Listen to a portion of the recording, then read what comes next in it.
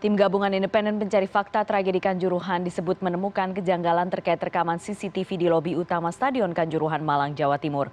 Pada 1 Oktober 2022, 3 jam lebih durasi rekaman di Stadion Kanjuruhan diduga dihapus setelah tragedi terjadi.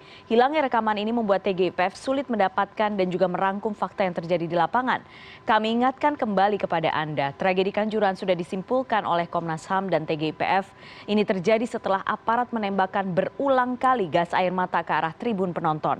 Ini menyebabkan penonton panik berlarian, sesak nafas, terinjak-injak. Per hari ini jumlah yang meninggal dunia mencapai 133 orang. Jika betul ada upaya menghilangkan jejak rekaman CCTV ini, bukankah ini bentuk obstruction of justice? Kita bahas malam ini bersama para narasumber. Ada Pak Yusuf Warshim dari Kompolnas. Selamat malam Pak Yusuf. Selamat malam Putri. Terima kasih Bapak atas waktu Anda. Ada Pak Laude M. Syarif, anggota TGIPF Tragedi Kanjuruhan. Pak Laude, selamat malam. Selamat malam. Pak Laude, saya ke Anda terlebih dulu. Pak Laude, persisnya temuannya seperti apa yang ditemukan oleh TGIPF berkaitan dengan dugaan rekaman CCTV yang hilang? Ya, saya pikir perlu diluruskan ya, bukan penghapusan saya pikir. Tapi ada sekitar 3 jam yang kami belum dapat. Yang diberikan kepada kami itu adalah semua CCTV yang ada di setiap pintu, CCTV yang lain, tetapi ada sebagian yang belum diberikan. Oleh karena itu kita minta. Jadi jangan juga dibilang penghapusan, belum. Cuma yang sisanya yang sekitar 3 jam itu, kan kita tahu itu ada jadwal kan, mulai dari penonton masuk sampai, jadi yang belum diberikan itu adalah kejadian setelah terjadinya itu dan khususnya yang bagian-bagian luar. Seberapa krusial? Misalnya tentang seberapa krusial menurut Anda ini rekaman 3 jam setelah kejadian itu? Saya pikir sama nilainya kan, yang di dalam, yang sedang terjadi pada saat keluar, sehingga untuk mendapatkan gambaran yang jelas perlu kita lihat. Karena saya pikir yang paling penting itu juga untuk melakukan peninjauan kembali yang berhubungan dengan siapa yang merusak fasilitas di luar, siapa yang bakar mobil, dan selebihnya yang itu tidak kelihatan dari yang kami itu saya yakin ada di bagian yang 3 jam itu karena keluar. Karena tembakan gas air mata itu tidak saja dilakukan di dalam stadion, tapi juga banyak dilakukan di luar stadion. Dan yang di luar stadion itu tidak tercapture banyak. Pak Laude, saya ingin konfirmasi lagi. Jadi potongan selama 3 jam yang mengarah ke lobi yang menunjukkan aktivitas setelah penembakan gas air mata dan setelah peristiwa ini terjadi itu, bagaimana statusnya? Ini belum diterima TGIPF? Apakah TGIPF sudah meminta sebelumnya atau bagaimana sekarang? Ya, kita sudah meminta, tapi sampai dengan pelaporan kepada Presiden, sisa rekaman itu kami belum terima. Apakah betul tidak boleh diunduh?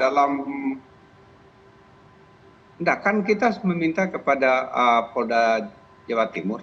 Jadi yang kami terima itu adalah yang diberikan kepada kami, yang kami minta khusus spesifik yang di pintu dan lain-lain. Tetapi setelah kami hitung-hitung, ini kok ada lumayan signifikan sekitar 3 jam, itu tidak ada. Oleh karena itu makanya kita minta kembali dan saya pikir mudah-mudahan sudah disiapin dan sudah dikirim di TGIPF. Oke, dan itu akan direview kembali oleh TGIPF gitu ya Pak Laude ya? Ya, insya Allah kami akan lihat. Karena SK kami itu selama 1 bulan. Jadi masih baru. Oke, baik. Saya ke Pak Yusuf. Pak Yusuf, kalau misalnya sekarang ada kemudian muncul dugaan-dugaan ini ya Pak Yusuf ya. Kira-kira menurut Anda apa yang saat ini sedang terjadi Pak Yusuf? Baik, terima kasih Putri dan CNN Indonesia. Kami Kompolnas sampai saat ini terus memantau penanganan tragedi Kanjuruhan ini, baik itu dari aspek penanganan korban, termasuk juga yang paling penting adalah pengusutan melalui penyidikan dalam peristiwa tersebut yang menimbulkan korban hingga 133. Penyidik sendiri tentu telah menetapkan adanya tersangka. Dalam perkembangan kita akan melihat dan memantau apakah akan penambahan tersangka lagi.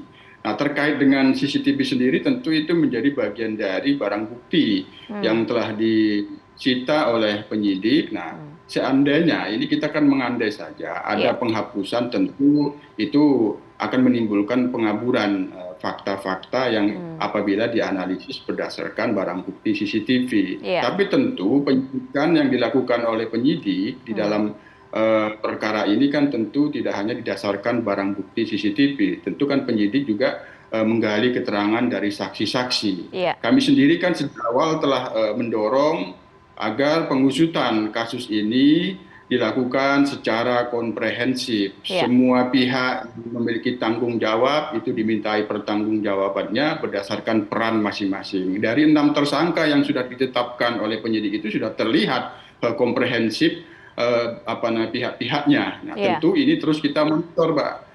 Kami sendiri masih terus berkoordinasi. Terkait dengan CCTV, kami sendiri juga sudah melihat rekamannya saat berada di Jawa Timur melalui Propam Polda Jawa Timur. Kami lihat tentu apa yang dimaksud oleh TGPF tentu itu perlu dikoordinasikan dengan penyidik. Kami kira penyidik kooperatif lah tentunya. Hanya kami belum bisa pastikan yang dimaksud belum lengkap yang 3 jam itu, tentu kami akan monitor kembali melalui Propam Polda Jatim sebenarnya apa yang dimaksud 3 jam itu. Itu Putri. Pak Yusuf itu bukan harusnya gampang dipahami. Itu kan tinggal baca laporannya. Dan kita juga sudah menyurat kepada Polda seperti itu. Saya pikir Kompolnas harusnya proaktif kali kalau untuk hal yang seperti itu. Masa kita lebih banyak mendapatkan informasi dari yang lain dibanding dari Kompolnas? Baik, kami sendiri terus mengumpulkan informasi. Hari ini saya baru bertemu dengan Aremania juga mengumpulkan informasi, karena pengumpulan informasi yang kami kumpulkan itu juga menjadi masukan untuk kepada Polri, termasuk laporan dari hasil TGPF juga kami sudah membacanya, dan ini juga kami sudah koordinasikan dengan pihak penyidik. Ada hal-hal yang penting untuk didalami, termasuk keterangan Pak Heru yang general koordinator itu kan perlu juga didalami oleh penyidik. Kami kira itu peran kami sebagai pengawas fungsional Kompolnas. Kami melakukan pemantauan dan penilaian. Tentu kami harus membatasi diri untuk tidak masuk ke satu perbuatan yang bisa mempengaruhi penyidik atau dalam kategori mengintervensi. Itu yang kami batasi. Oke, Pak Laude, selama ini sebenarnya karena tadi Pak Yusuf mengutip kata soal koordinasi dan lain sebagainya dan mempertanyakan CCTV yang 3 jam itu, sebenarnya koordinasinya sejauh ini antara TGIPF dan Polda Jawa Timur seperti apa, Pak Laude? Ya, baik sekali sebenarnya. Dari awal kita, kebetulan saya bukan tim Jawa Timur ya, yang pergi Jawa Timur itu saya di Jakarta fokusnya. Tetapi selama itu kita sangat baik, bahkan kita bertemu dengan Kapolda, kita bertemu dengan Kapolres, kita bertemu dengan Brimob, semuanya dan seperti itu. Jadi kami mengetahui CCTV yang kurang durasinya itu pada saat kami menelisik semua CCTV yang rekaman dari awal sampai akhir seperti itu. Tetapi oleh karena itu kami meminta untuk dikirimkan kembali yang sisanya yang sekitar 3 jam itu. Dan itu kita masukkan dalam laporan. Karena kami ini kan tim gabungan independen pencari fakta. Jadi fakta-fakta itulah yang kami masukkan di dalam temuan seperti itu. Yang kedua, kami meminta pihak-pihak yang lain juga untuk memberikan. Jadi bukan cuma CCTV. Korban yang paling banyak, PT LIB, PSSI, termasuk kami berdiskusi dengan Kompolnas yang pergi ke Jawa Timur waktu itu. Dan pada waktu itu juga mereka Kompolnas memberitahu kepada kami bahwa ada rekaman yang mereka ambil ketika mereka mewawancarai Kapolres. Oke, Pak Laude, ini ada mungkin Pak Yusuf bisa menjelaskan tentang rekaman itu. Oke, Pak Yusuf silakan. Ada sudah melihat atau sudah mengerti kira-kira apa yang dimaksud dengan rekaman yang 3 jam ini? Kalau yang rekaman, bukan rekaman itu rekaman dari Kapolres. rekaman pengarahan, termasuk rekaman menjelaskan apakah Pak Kapolres ada memerintahkan untuk menggunakan gas air mata. Tapi yang dimaksud Pak Laude itu ya ada itu karena sudah dijelaskan oleh tim kami. Kami sendiri juga ada 2 tim. Kemarin kami baru kembali dari Malang karena ada panggilan Pak Presiden untuk ke istana. Akhirnya kami kembali dan waktu dekat ini kami masih akan kembali ke Polda Jatim untuk melakukan pemantauan dalam perkembangan penyidikan terakhir seperti apa, proses penegakan disiplin dan sidang kode etik profesinya seperti apa, itu terus kami pantau. Hanya yang terkait dengan 3 jam ini sebenarnya substansinya dari salah satu anggota TGIPF itu sudah disampaikan materinya, dan materinya apa yang dimaksud, yang diduga itu belum lengkap itu sudah kami sampaikan ke penyidik terkait dengan apa sesungguhnya materi yang dimaksud belum lengkap 3 jam itu, Putri. Tentu ini tidak bisa kami sampaikan karena itu terkait dengan materi penyidikan. Makanya kami tetap mendorong pengusutannya dilakukan secara komprehensif. Pihak manapun kalau memang ada pengembangan, masih ada oknum anggota yang perlu dimintain pertanggungjawaban, ya tentu itu tetap terbuka. Tapi kan kita tidak bisa memplot harus sekian tersangkanya. Ini terus kita dorong dilakukan secara komprehensif, profesional, prosedural, dan proporsional agar apa yang diharapkan oleh publik itu terjawab dan terpenuhi. Itu, Putri. Iya, betul. Pak Laude dan Pak Yusuf, ini yang terbaru muncul juga di cnnindonesia.com. Ada pernyataan dari Kontras dan pendamping hukum tim gabungan Aremania yang menyebut bahwa ada korban atau orang tua korban tragedi Kanjuruhan yang ketika meminta melakukan otopsi diduga diintimidasi. Nanti kita bahas itu setelah jeda. Tetap bersama kami di CNN Indonesia Newscast.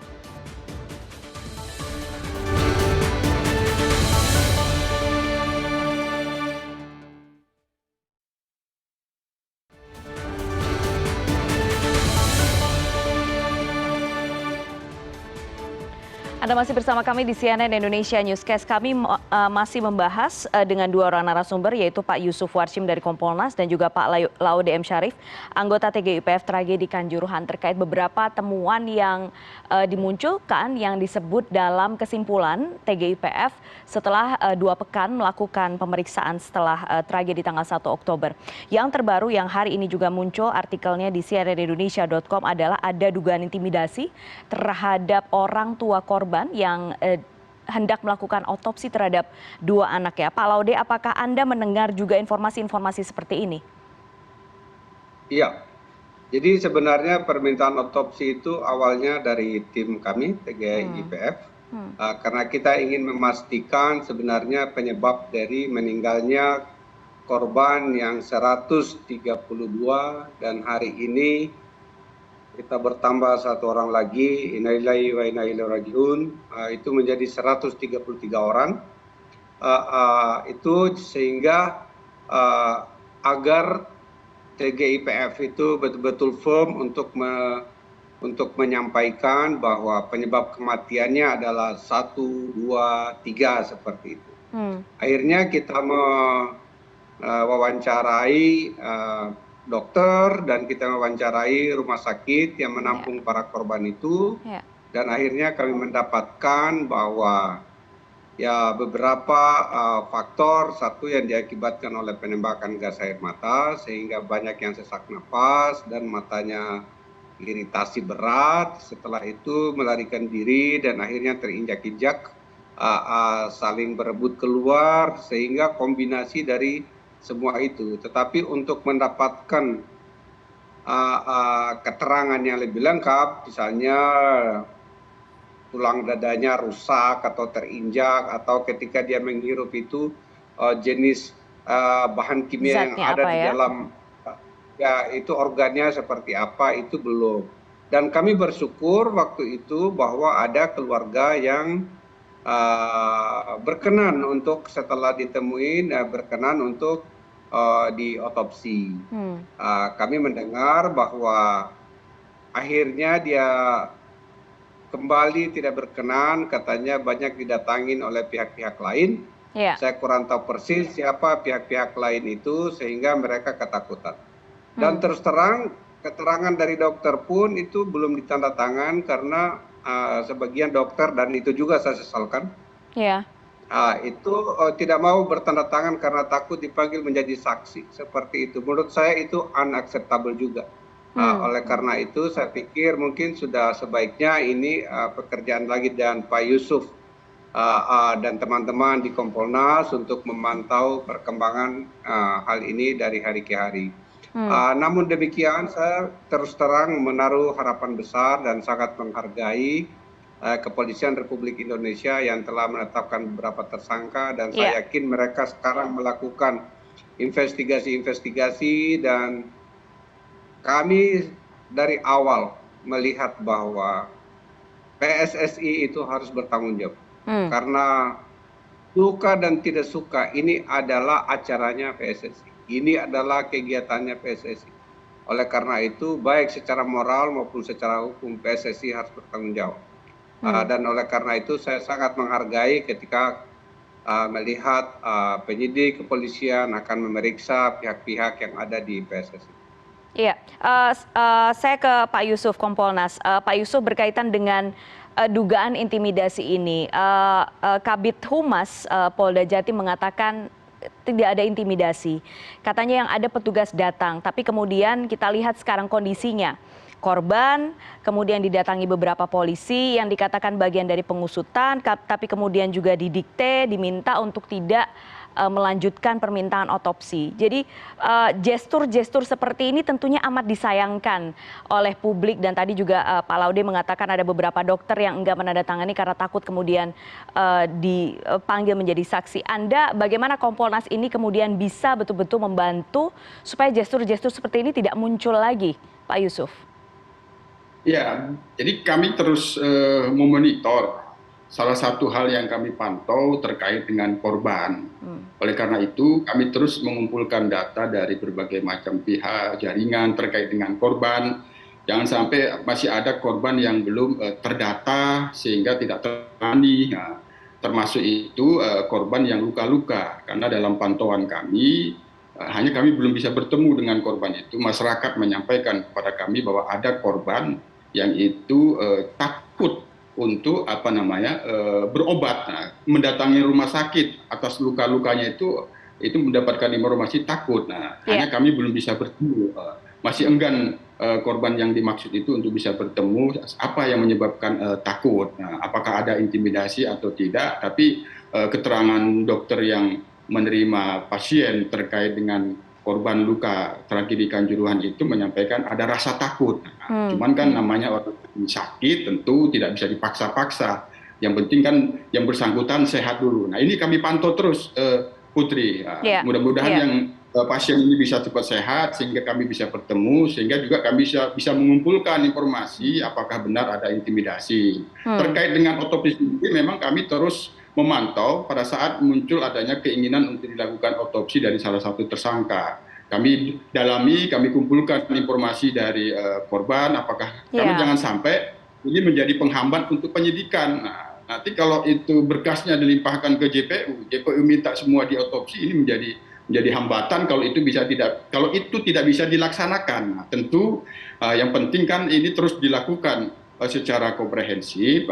Korban-korban yang belum terdata ini dilakukan. Nah, kalau memang ada hal-hal yang masyarakat merasa diintimidasi, Kompolnas berwenang menerima saran dan keluhan masyarakat, barangkali bisa disampaikan kepada Kompolnas sehingga nanti kita akan teruskan, kita akan koordinasikan kepada pihak Polri. Kalau memang ada pihak-pihak, tentu harapannya pihak-pihak yang mengintimidasi itu harapannya bukan aparat, tapi ada pihak-pihak lain yang sengaja ingin menghambat pengusutan kasus ini.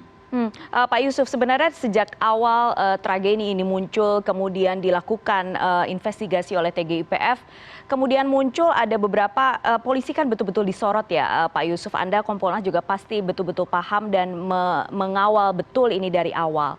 Kemudian ada beberapa narasi sebenarnya yang muncul dan dimunculkan oleh polisi, mulai soal gas air mata dalam tingkatan tertinggi pun tidak ada yang mematikan misalnya. Hal-hal seperti itu tuh menurut Anda sendiri, apakah ucapan atau narasi atau gestur sekali lagi itu memang masih terukur dan masih bisa ditunjukkan atau pantas dalam kondisi seperti ini? Dalam kondisi kita semua masih mencari kebenaran, kita semua masih mencari fakta.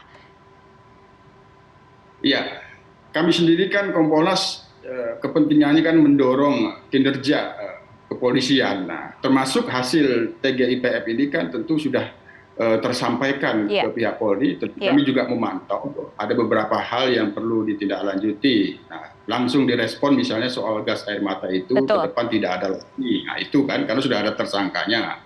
Nah, soal yang dimaksud kadaluarsa atau tidak tentu ahli yang sudah menjelaskan juga sudah disampaikan oleh pihak Polri. Hanya ke depan tentu terkait dengan logistik apapun tentu kita tidak inginkan yang kadaluarsa. Semuanya harus benar-benar safety, terjamin masa keberlakuannya. Tentu itu yang kita harapkan yang ke depan ini tidak lagi di dalam pengadaan barang dalam logistik itu yang kadaluarsa. Tentu itu kita tidak menginginkan lagi dan ini satu hal yang perlu diperbaiki. Soal bagaimana kadaluarsa dampaknya tentu ahli itu sudah menjelaskan dan diantaranya dari pihak Polri sudah menjelaskan ahli-ahli bagaimana menjelaskan tentang soal kadaluarsa. Hanya kepentingan Kompolnas karena kita memantau kinerjanya maka ke depan yang kadaluarsa ini itu jangan sampai ada lagi, harus dipantau, harus diawasi pengadaan barang itu yang ditemukan sudah ada logistik, sudah ada yang kadaluarsa nanti tentu harus di reject. Itu aja ke depan Pak yang perlu diperbaiki. Oke. Pak Laude, saat ini kemudian proses apa yang masih dan akan dilakukan oleh TGIPF, Pak Laude?